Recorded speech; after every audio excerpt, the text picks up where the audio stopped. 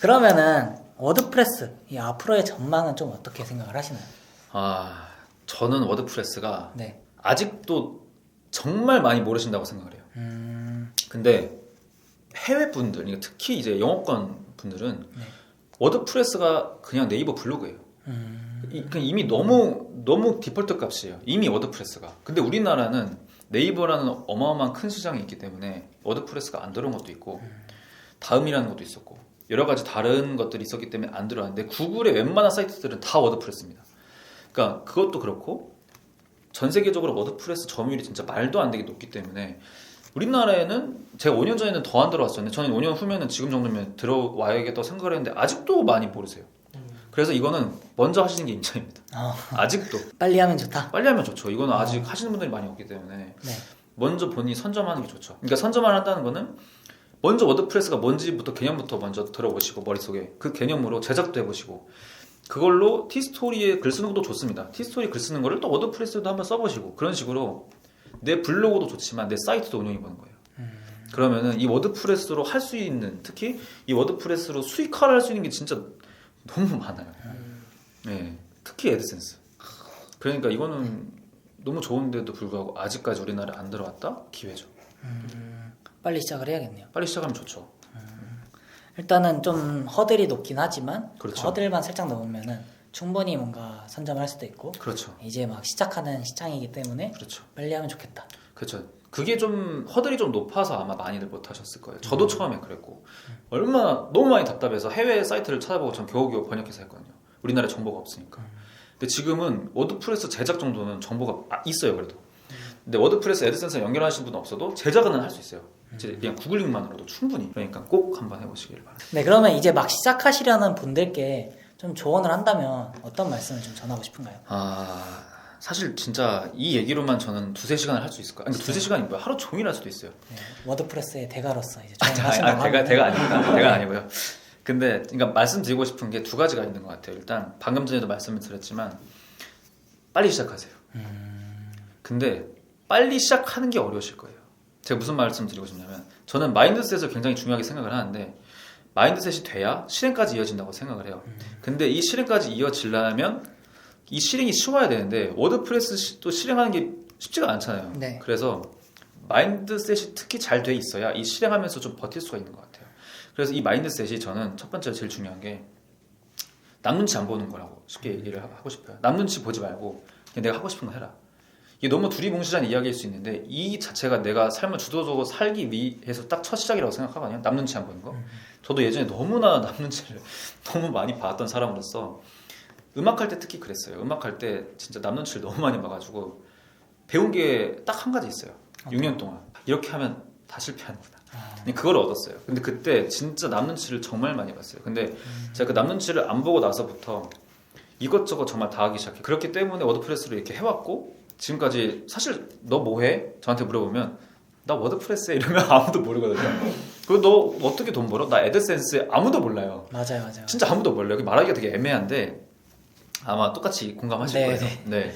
나는 그래서 너 뭐해 이러면 어떨 때는 그냥 뭐 개발자야. 근데 또 개발자는 아니거든요. 그러니까 그냥 사이트 관리해. 뭐 되게 두리뭉실한데 그러면은 전 했어요. 해서 이제 돈 벌잖아요.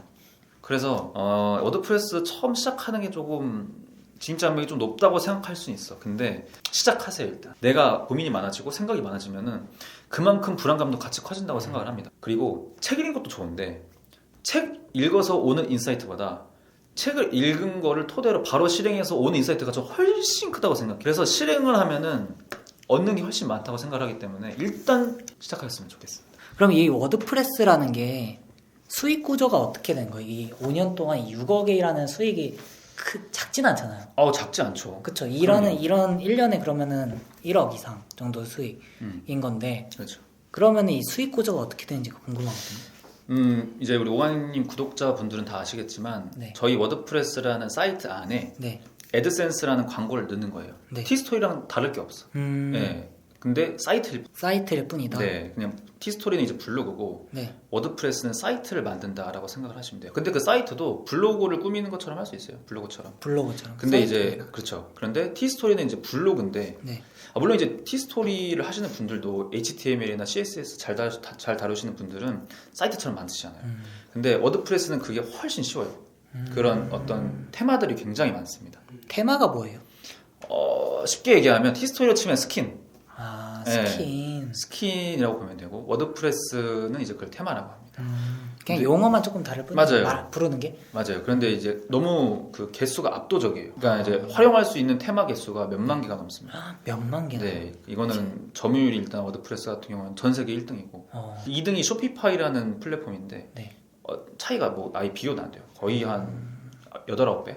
음. 압도적인 1등을 차지하고 있죠. 전 세계적으로 글로벌적으로 다 하고 우리나라에 아직까지도 많이 모르세요. 저는 이제 한지 5년이 됐지만 네. 저도 이제 워드프레스를 저처럼 뭐 강의나 코칭이나 하시는 분들을 한번 찾아보잖아요. 궁금하니까 아직도 없어요. 있긴 한데 제작하시는 분들은 있어요. 근데 워드프레스랑 애드센스랑 연동해서 하시는 분들은 아직 제대로 없어요. 네. 이제 챗 GPT를 활용하는 방법을 알려드릴 건데요. 우리 선남부자 유튜브 구독자 여러분들은 티스토리로 대부분 운영하시는 걸로 알고 있습니다. 그래서 워드프레스를 활용하시는 분이 많이 없는 것으로 알고 있는데 티스토리로 활용을 하시는 분들은 그 안에 본인이 이미 써놓은 글들이 굉장히 많을 거예요. 이런 분들이 많으세요. 그러면 내가 만약에 워드프레스를 시작을 하면 티스토리에 있는 글들은 못 쓰는 거냐, 이거를 다시 갖다가 붙일 수 있냐, 그래도 상관이 없냐, 이런 걸 많이 물어보시는데 제 생각에는 그대로 복사 붙여넣기 하는 거는 별로 안 좋다고 생각을 합니다. 그래서 챗 GPT를 활용해서 블로그 티스토리 안에 있는 블로그 글을 어떻게 활용하는지를 한번 보여드릴 거예요. 자, 이 페이지는 오가닉님이 운영하시는 티스토리 페이지입니다.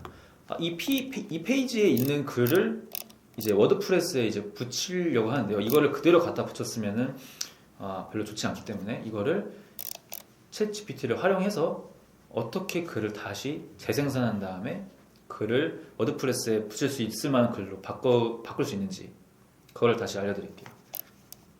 자, 글을 복사를 합니다. 제목은 필요 없고요. 본문 내용만 복사를 합니다. 복사를 해서 여기에 붙여넣기를 다시 합니다. 붙여넣기 하신 다음에 이런 중간중간에 있는 본문 글 아닌 것들을 지워줍니다. 자, 이런 식으로 필요 없는 것들을 지운 다음에 제대로 된 본문 내용을 수정한 다음 복사를 합니다. 이거를 그대로 워드프레스에 붙이는 거는 저는 좋지 않다고 생각을 하고, 그래서 챗 GPT를 활용해서 어떻게 이 글을 워드프레스에 쓸만한 글로 바꿀 수 있는지를 알려드릴게요. 챗 GPT에 방금 메모장에서 복사한 내용을 챗 GPT에 그대로 붙여넣습니다. 자, 그대로 붙여놨어요. 그 다음에 어떻게 챗 GPT한테 명령을 내리냐면요, 문구 하나만 일단 추가를 해줍니다. 뭐라고 하냐, 위의 블로그 글을 분석해줘, 이렇게 해볼게요. 그러면 챗 GPT가 이 블로그 글에 대해서 분석을 해줍니다. 이 블로그 글에 대해서 이제 챗 GPT가 인식을 하고 기억을 하게 되는 거죠. 그 챗 GPT는 이런 식으로 이제 쓰는데, GPT를 쓰면서 좋은 결과값을 받으시려면 이런 식으로 질문을 점점 디테일하게 질문을 해주는 게 챗 GPT한테 더 좋은 결과값을 얻어내기 위한 좋은 방법입니다. 자, 지금 분석을 해줬죠. 자, 해당 블로그 글은 경기도에서 시행하는 청소년 교통비 이렇게 얘기하고 더 자세한 사항을 확인하고 신청해야 합니다. 이런 식으로 분석을 해줬습니다. 그러면 여기다가 저는 어떻게 쓸 거냐, 그러면 너가 분석한 글을 토대로 글을 재생산해줘. 여기서 뒤에 이제 조건을 붙여줍니다. 글자 수는 1500자, 2000자 이하. 이런 식으로 구체적으로 써줘야 챗 GPT는 제대로 써줍니다. 그리고 중간중간 소제명을 넣어줘. 이렇게 써보겠습니다. 지금 잘 써주고 있죠.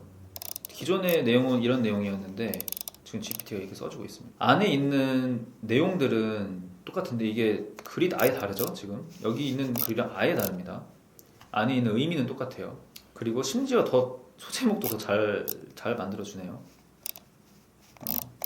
더 심플하게 결론까지 내주고 자세하게 또 알려주네요. 자, 이런 식으로 써줍니다. 그래서 티스토리로 자기 글이 너무 아깝다, 워드프레스로 넘어올 때 내 티스토리 글을 활용하고 싶다 하시는 분들은 이 방법을 써서 꼭 활용해 보셨으면 좋겠습니다. 자, 그러면 이 글이 이제 이렇게 나왔습니다. 그러면 이 글을 워드프레스를 이제 제작하시면 워드프레스 글쓰기 새로 추가를 통해서 이 글을 복사하고 붙여넣기를 하면 됩니다. 그리고 이제 워드프레스의 그 자세한 기능은 제가 여기서 설명을 못 드리지만 이 같은 경우는 이제 소제목이잖아요. 워드프레스에 들어가면은 소제목을 설정할 수 있는 기능도 있습니다. 그래서 워드프레스에 소제목을 설정하는 기능을 넣고 이 제목을 넣어주고 이렇게 소제목도 다 뽑아줬으니까 이걸 그대로 가서 복사한 다음에 붙여 넣으시면 됩니다. 네, 이렇게 이제 챗 GPT 내용을 뽑았습니다. 이렇게 되면은 이제 우리들이 티스토리에 쓴 내용들을 활용할 수가 있게 되는 거죠. 그대로 내용을 가져다 쓴 게 아니라 그대로 의미는 그대로 글 내용이 있되 내용이 아예 글자들이 다르죠, 아예. 그리고 소제목도 뽑아주고 이렇기 때문에 이렇게 GPT를 활용해서 글을 뽑은 다음 워드프레스에 글을 작성하시면 됩니다. 네, 이렇게 한번 활용해 보세요. GPT를 쓰기 전에 먼저 구글링을 먼저 한 번은 해보시고, 한 번이 아니죠, 여러 번을 해보시고 그 다음에 GPT를 쓰는 걸 추천을 드려요. GPT가 어차피 2021년 3월까지의 데이터이기 때문에 그 후에 있는 정보들은 없어요. 그래서 사실 구글링이 제일 좋아요. 근데 구글링 하는 것도 이제 좀 귀찮으신 분들을 위해서 GPT로 활용하는 것을 알려드리겠습니다. 그 전에 구글링 하는 것도 한번 보여드릴게요. 자, 똑같이 키워드를 근로장려금으로 한번 해볼까요? 근로장려금. 자, 근로장려금을 이렇게 검색을 했습니다. 이렇게 스폰서 떠 있는 거는 광고니까 넘어가시고, 자, 이렇게 있죠. 이렇게 보면 이런 식으로 이제 찾는 거예요. 어떤 사이트가 이렇게 근로장려금을 치면은 이렇게 사이트가 있구나. 뭐 홈택스, 정부 사이트, 나무위키 사이트 개인적인 이것도 정부 사이트죠. 유튜브 또 광고가 이렇게 있는데 여기서 중요한 거는 아래 관련 검색어에 내가 친 메인 키워드의 세부 키워드가 나와. 이것들을 이제 윈도우 쓰시는 분들은 컨트롤, 맥 쓰시는 분들은 커맨드를 누르시면 이 사이트가 옆에 이렇게 다 떠요. 이런 식으로 다 띄워봐요. 그럼 여기 위에 다 생기죠. 이렇게 해서 이런 식으로 구글링을 하는 겁니다. 이런 식으로 하나하나 또 봐요. 그래서 여기 참고될 만한 사이트들을 추가적으로 띄워요. 이렇게. 또 컨트롤 누르고 커맨드 누르고. 여기서 이제 정부 사이트, 국가기관 사이트는 들어가실 필요가 없고 개인 사이트나 블로그들을 찾아서 누르시면 돼요. 제목들을 보면은 개인 사이트인 것 같은 느낌의 사이트들이 많아요. 뭐 이런 거, 티스토리도 포함입니다. 티스토리 위가 굉장히 지저분하죠. 하지만 이런 식으로 구글링을 하는 겁니다. 그래서 자, 이제 구글 키워드를 어떻게 찾는지를 알려드렸어요. 근데 여기서 이제 그것마저도 귀찮으신 분들을 위해서 챗GPT를 활용하는 방법들을 알려드리겠습니다.